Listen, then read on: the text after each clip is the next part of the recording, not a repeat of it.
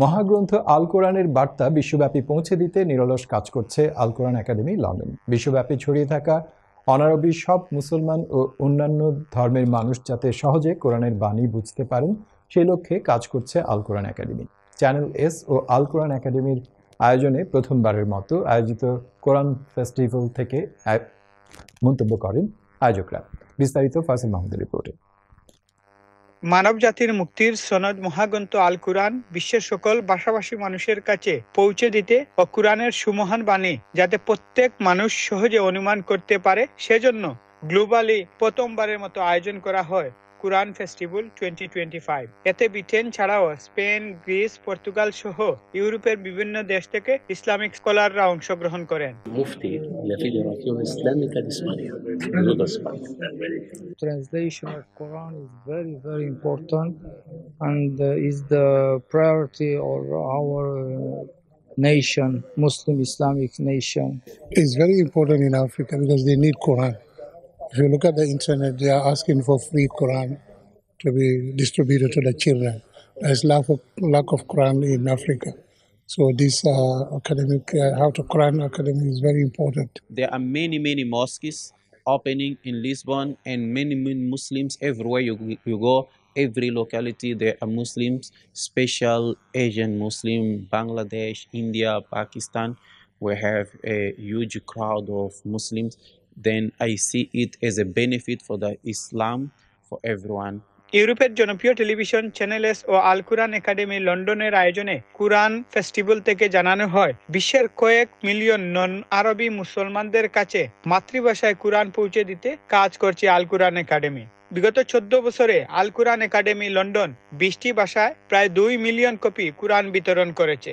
কোরআন বিতরণের একটা প্ল্যাটফর্ম আল কোরআন একাডেমি তৈরি করতে পারছে। আমার মনে হয় এটি হচ্ছে আল কোরআন একাডেমির সবচেয়ে বড় লেগেসি। এটা আমরা এই রমজানে ইনশাআল্লাহ আল্লাহ চাইলে আমাদের টার্গেট হচ্ছে অ্যাবাউট 1 মিলিয়ন কপি কোরআন এই রমজান আমরা ডিস্ট্রিবিউট করব। আমি চ্যানেলের সব দর্শকদের কাছে বিনয়ের সাথে বলি, আপনারা গত 15-14 বছর থেকে যেন আমাদের সাথে ছিলেন, এবারও আপনারা আল কোরআন একাডেমির এই অ্যাম্বিশিয়াস প্ল্যানটা অন্তত 1 মিলিয়ন মানুষদের কাছে কোরআন দেওয়ার এই পরিকল্পনা রমজানে মেহরবানি করে আপনারা সফল করার চেষ্টা করুন। আল কোরআন মানুষের চরিত্রকে সংশোধন করে, জাতি তৈরি করে এবং আল কোরআনের মাধ্যমে, পড়ার মাধ্যমে, বোঝার মাধ্যমে, আমল করার মাধ্যমে আমরা মুসলিম জাতিকে পুনরুজ্জীবিত করতে চাই এবং যাতে সারা দুনিয়াতে ইসলামের বাণীটা ছড়িয়ে পড়ে। দুনিয়াতে অনেক সমস্যা আছে এবং মুসলমানদের বা ইসলামের মৌলিক বাণী ছাড়া দুনিয়ার সমস্যার সমাধান হবে না। We started our journey 14 years ago. There are 7,000 languages, but we have only done 100 languages Quran has been translated into. So Al Quran Academy, we have done 20. Bible has been translated into 700.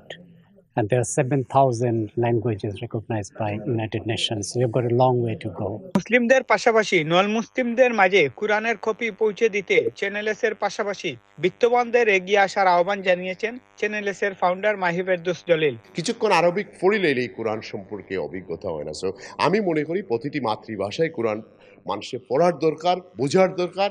আমরা শুধু কোরআন festival করি limited না, আমরা হাদিস festival করার দরকার। যেই সব জিনিস আমাদের জীবনের প্রয়োজন, আমরা এইসব জিনিস থেকে হাজার হাজার মাইল দূরে গেছি। আমি হাফিজ মনিরুদ্দিন তার টিমকে ধন্যবাদ দেব যে আজকে এই কোরআন ফেস্টিভ্যালটা করার লাগে, এটা যাতে বজায় রাখি আমরা কন্টিনিউ। শনিবার চ্যানেলের স্টুডিওতে আয়োজিত কোরআন ফেস্টিভ্যালে কমিউনিটির বিশিষ্ট ব্যক্তিবর্গ উপস্থিত ছিলেন। মাওলানা মোহাম্মদ এহিয়া আনসারীর পরিচালনায় বক্তব্য রাখেন মুসলিম কাউন্সিল অফ ব্রিটেনের secretary Wajid Akhtar, Sheikh Mustafizur Rahman, Birmingham university of হসপিটালের কনসালটেন্ট ডাক্তার মুসলেউদ্দিন ফরিদ, দাওয়াতুল ইসলাম ইউকের সাবেক প্রেসিডেন্ট হাসান মহিউদ্দিন ও ব্যবসায়ী Tufazzal Mia. Faisal Mahmud, channel S news, London.